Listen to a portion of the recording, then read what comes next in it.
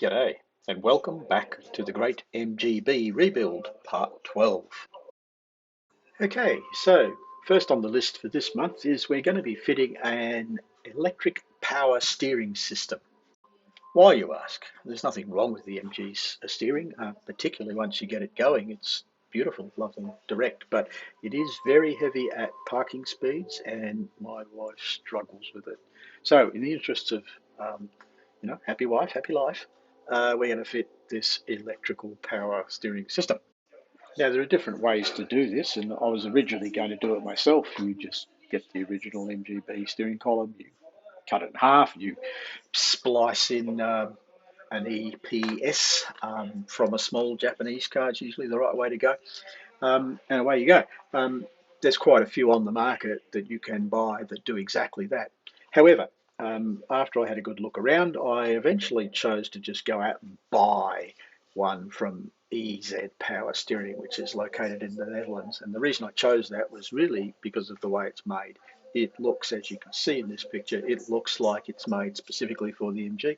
Doesn't look grafted together like a lot of the others, and it's quite compact, so it actually tucks in under the dashboard. The motor part sits up in behind the center console area. It all just bolts straight in, really easy to put in. Hardly see it, and as you can see in the photos here, under the dash, you can barely see it's even there other than the little control box and the knob that I've got to adjust the power steering assistant level.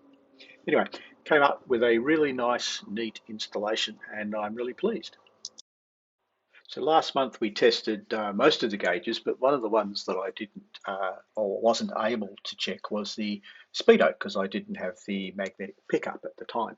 So that's now arrived. So what I've done is I've MacGyvered up a test jig here. You can see the magnetic pickup in the photo.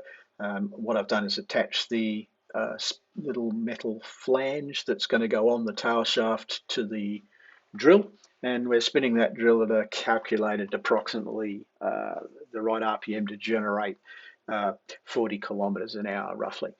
So you can see on the gauge that that is indeed what we've got on the gauge. So check pickup and all the wiring associated with the speedo works properly. Good stuff. So the magnetic pickup gets bolted to this little bracket thing that I made that bolts on the side of the gearbox, and then the little magnetic tag can be bolted onto one of the bolts on the flange for the tail shaft, and that'll spin just in front of this pickup. So we're getting into some of the real detail stuff now, as we're really, the bodywork's basically done. We're just waiting for the engine to come back from the machine shop.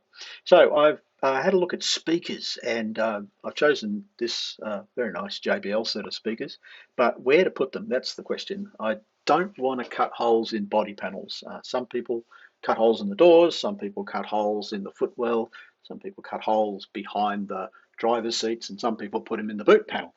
I didn't want to do any of that. So what I've done in the end is I have decided to put them in the footwell area. That works really quite nicely. And as you can see here, what I've done is I've chosen to sit them right up hard under the dash as high as I can. And I'm going to build them on a little plinth, which means that they'll stand proud of the kick panels on the side there. But because of the sill, which you can see along the bottom there, is sort of 2 inches wide, the speaker itself won't protrude into the cockpit area any further than the sill.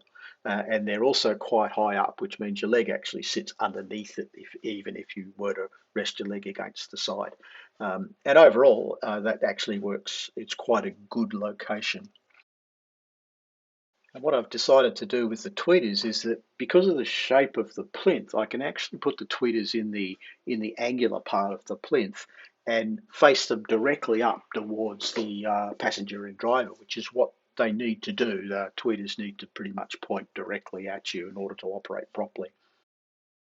So what I've done here, you can see I've mocked it up with MDF. I've created a ring that I can bolt the speaker onto with enough relief underneath it for the back of the speaker.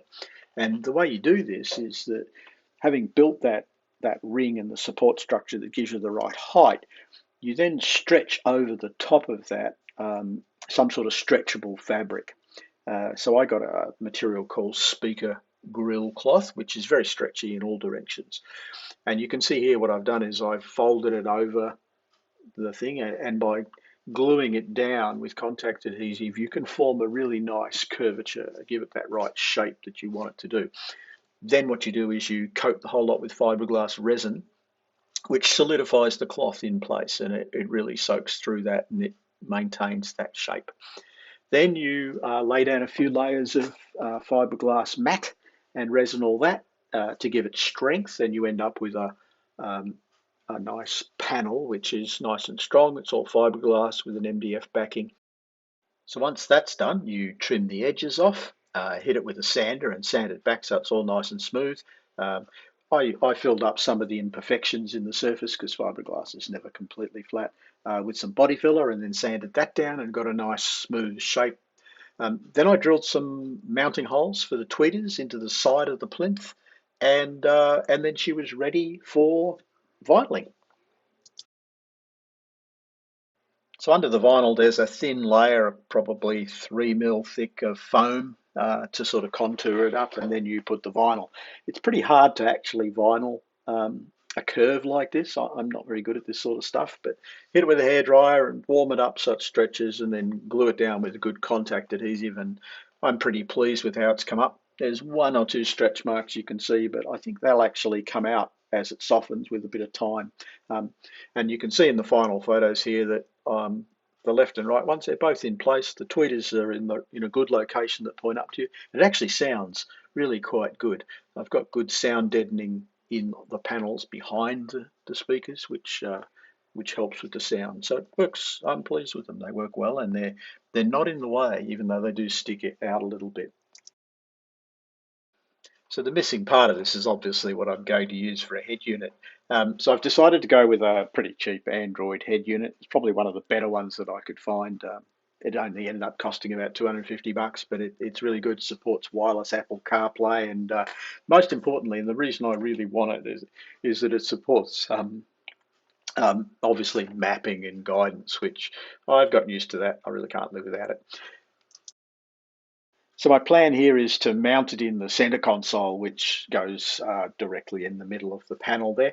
I'll probably make it black so it matches and runs down into the dash. I'm going to make it look as close as possible to the original MG center console, so trying to make it not look completely out of place. One of those concessions towards modern operations. I figured my car's custom enough, so little bit extra probably will upset the purists, but hey, it's my car. I like it. I like maps. So here we are. We're utilising some CAD. That's cardboard mated design. We've mocked up what I think it'll look like. So I've got here the head unit. In the centre is a clock that matches all the other instruments. On the left-hand side, I've got a dual USB outlet, and on the right-hand side, we've got a hazard warning switch. So that balances the look quite nicely. Here you can see a different angle, and you see the extra bits that I've fitted. I think that'll look all right. We'll paint it with the same black finish as the dashboard, so down the middle. And the sides, which aren't actually on in this image, the sides will be done with the padded red vinyl, the same as the rest of the car. So I just got the fascia back from the powder coater, and here you can see what I'm doing is assembling the sides onto the fascia. The fascia has a bent flange on the left and right hand sides, and then the side panels simply pop rivet onto those bent flanges. And between the two pieces, I actually squash the vinyl, so that gives a nice edge with a nice delineation between the two. And in these later photos, you can see it's sort of pretty much done, and it's ready to fit the actual radio, the clock in the middle, the USB socket, and the hazard switch on the right. We'll see how that looks shortly. So here you can see the completed item. Everything's fitted, all looks very pretty. Up in the top right-hand corner, you can see the little tiny push button that's on the side. You use that to adjust the time on the clock, should you need to, but that's sort of right up under the dash and out of the way. So here, I've now fitted it into the car. It's held in by those screws on either side that are already there that hold the original plastic one in place. I think it looks half decent. The purists will hate me, of course, because it's MGs didn't come with displays and GPS and AirPlay, but hey, it looks good. So with the console now fitted and tested and electrically that all works, we're done with the bodywork with the exception of the hood. Hood should arrive in the next 2 weeks and I'll fit that then. So as you remember from previously, the car's still up on this special frame that I made, so it's sitting quite high in the air. Um, since we're finished above the car and under the car, and the only thing remaining to do is to fit the engine and gearbox. We can't do that on that stand. So it's time to take her down off the stand, back onto her own four wheels. So taking her down off that stand was a bit of an exercise. It's a combination of using an engine crane and a whole bunch of sleeper blocks and jacks, and we've got her off that stand, and she's down on the ground on her own wheels. And it's surprising now, having worked on it, a metre up in the air for so long, just how small this car is. It's sort of not even waist height. This is a lowered car by comparison to a standard one, so it's quite surprising. And it feels a bit odd when you've been used to it up in the air for so long.